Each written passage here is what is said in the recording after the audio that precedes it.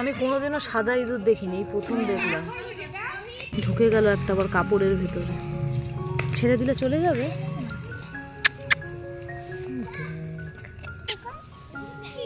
আর এইদিকে ডোডোর তো খুশির কোনো ঠিকানা নেই, মানে এখানে এসে এই সমস্ত পুচকে পুচকে বন্ধু বান্ধব পেয়ে ও তো ভীষণ খুশি। আসার পর থেকে সমানে খেলে যাচ্ছে, মানে ওর খুশির কোনো ঠিকানা নেই। হাই, আমি মহুয়া, আর আমার নতুন একটি ব্লগে আপনাদের সবাইকে ওয়েলকাম। আমরা এখন যাচ্ছি বাজারে, সবাই মিলে মাসির বাড়ির বাজারে যাচ্ছি। মা, ওই যে পেছনে মেশো, মাসি। চল আগে পামসু কিনবি। মেশো আছে, কোথায় নিয়ে যাবে একটু বলো। আজকে বিষ্ণুপুরে বাউল মেলা হচ্ছে, হ্যাঁ ওইখানেই। কালকে এখানে একটা ক্যাফেতে নিয়ে গেছিল মেশো, তো আজকে একটা মেলা বসে এখানে, মেলাতে আমরা বিকেলবেলা সবাই মিলে ঘুরতে যাবো।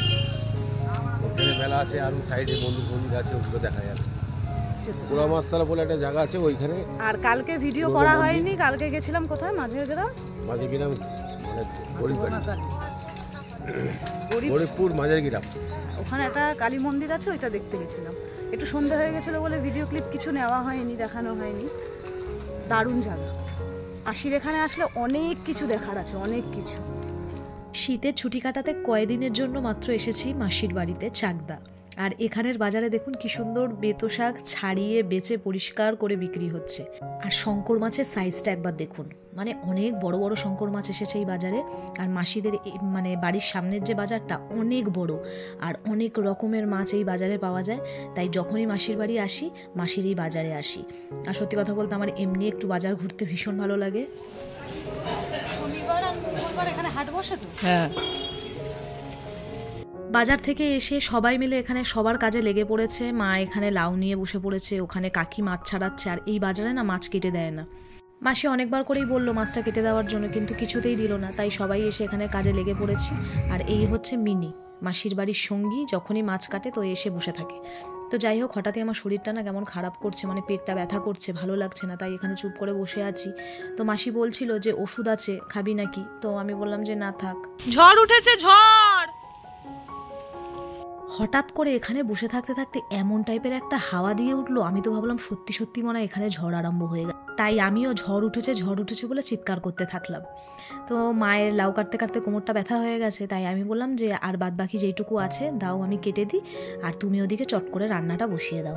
ও লাউ কাটছে, মানে অর্ধেকটা কাটছে, অর্ধেকের বেশি অর্ধেকের কম। আমি কেটে নিয়েছি, মা কেটে, মায়ের কোমরে ব্যথা হয়ে গেছে, এখন আমি এইটুকুনি আর অল্প আজকের মেনু হচ্ছে ফুলকপি দিয়ে তেলাপিয়া মাছের ঝোল, একদম টাটকা তেলাপিয়া মাছ, ধনে পাতা দিয়ে, আর চিংড়ি মাছ দিয়ে লাউ ঘন্ট। হ্যাঁ, এখন আমরা যাচ্ছি কয়েকটা ডান্সের রিলস বানাতে। মানে এখানে এত সুন্দর লোকেশন, আসার পর থেকে আমি নন স্টপ ডান্সের রিলস বানিয়ে যাচ্ছি। আর আজকে আমার ট্রাইপড হচ্ছে এই যে মাসির মেয়ে চলে গেছে, তাই জন্য কাকিকে বলেছি চলো। দারুণ দারুণ লোকেশন এখানে, ওই কয়েকটা রিলস বানাবো, আর কালকে তো বাড়িই চলে যাব। আপনাদেরকে একবার আমি দেখাচ্ছি লোকেশনটা, দাঁড়ান এক সেকেন্ড। এত সুন্দর পরিবেশ, এত সুন্দর লোকেশন, আমাদের ওখানে হয়তো হাজার চেষ্টা করলেও খুঁজে পাওয়া যাবে না। দেখুন, মনে হচ্ছে একটা সিনারি, পুরো মনে হচ্ছে একটা সিনারি। মানে খুব সুন্দর মাসিদের এখানের জায়গাগুলো, খুব ভালো হতো। আসলে ও এখানের একদম কোনা কোনা চেনে তো, ও নেই। তো যাই হোক, দেখি। তাহলে চলুন আমি এখন ঝটপট কটা রিলস বানিয়ে নিই, আর আজকের ভিডিওটা এখানেই শেষ করি। সবাই খুব ভালো থাকবেন আর সুস্থ থাকবেন।